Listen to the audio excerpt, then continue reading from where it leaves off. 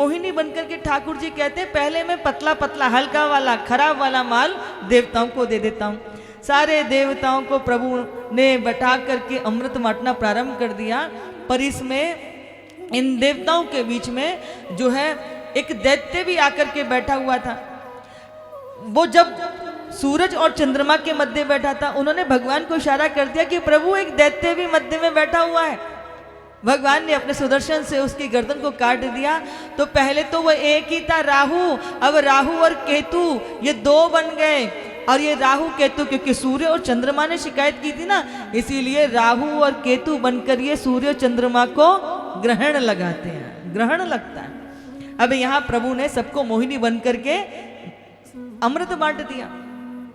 सारे दैत्य समझ गए कि हम छले गए हैं, भगवान ने हमको छलिया का रूप धारण करके हमको छल लिया। अब यहाँ सारे देवताओं को अमृत पिला दिया गया। सारे देवता जो है उनको वो रुष्ट हो गए। अब इनके बीच में खूब लड़ाई हो रही है, खूब युद्ध चलते हैं। बंधुओं इधर क्या हुआ कि सारे जो देवता हैं इन्होंने अमृत पी लिया था। अब अमृत जब कोई व्यक्ति पी लेगा तो उसको तो अहंकार हो गया कि हमको तो कोई अब मार नहीं सकता, हम तो नष्ट हो ही नहीं सकते। तो कई बार हम मदोन्मत्त हो जाते हैं और अपना सत्कर्म का त्याग कर देते हैं। देवताओं की स्थिति भी ऐसी हुई। अब इधर क्या हुआ कि इधर दैत्यों के जो राजा हैं वो कौन है? बलि। और उनके गुरुदेव कौन थे? शुक्राचार्य जी। शुक्राचार्य जी के पास में संजीवनी विद्या थी, जिसके बल पर वो मरे हुए जीव को जीवित कर देते थे। इधर राजा बलि ने कहा कि गुरुदेव हम इन देवताओं को परास्त नहीं कर सकते, मतलब मार नहीं सकते, पर परास्त तो कर सकते हैं ना।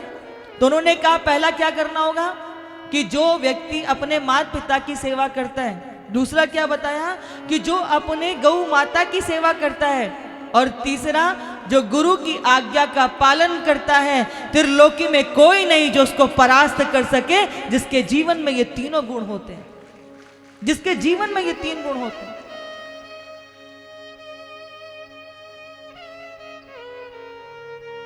राजा बलि अपने गुरु की आज्ञा का पालन करते थे, माता पिता की सेवा करते थे और गौ माता की सेवा करने लगे।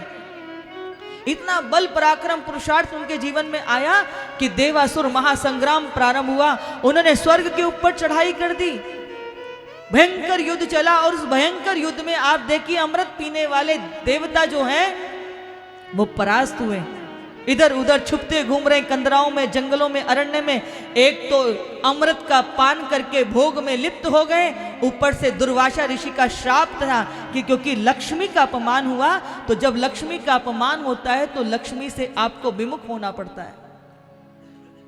अब जब देवताओं की माता कौन है? देवताओं की माता है माता अदिति।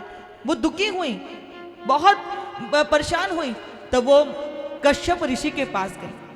कश्यप जी ने कहा कि देवी आप दुखी क्यों हैं, आप परेशान क्यों हैं? कश्यप जी ने बताया कि देवी आप पयोव्रत धारण करो, पयोव्रत के प्रताप से आपको अद्वितीय पुत्र प्राप्त होगा, जो आपके पुत्रों का राज्य आपको वापस लौटा करके देगा। माता अदिति ने बड़े प्रेम से व्रत धारण किया और उस व्रत के प्रभाव से भादों के महीने में कौन प्रकट हुए हैं माता अदिति के घर में? साक्षात वामन भगवान। बोले वामन भगवान की जय। कौन से महीने में आए? बोले भादों के महीने में। भगवान कृष्ण ने कौन से मास में जन्म लिया? बोले भादों के महीने में। राधा जी कब आई? बोले भादों के महीने में। बोले भादों का महीना इतना अद्वितीय है कि इस महीने में वामन भगवान भी आए। अब वामन भगवान कितने बड़े हैं? बोले वामन अंगूठे जितनी इनकी लंबाई है, इसलिए वामन पड़े हैं। वामन दिशाओं के स्वामी ने इनको छत्र अर्पित किया है, और माता पृथ्वी ने इनको खड़ाऊं अर्पित की है। बृहस्पति जी ने इनको जनेऊ धारण कराया है।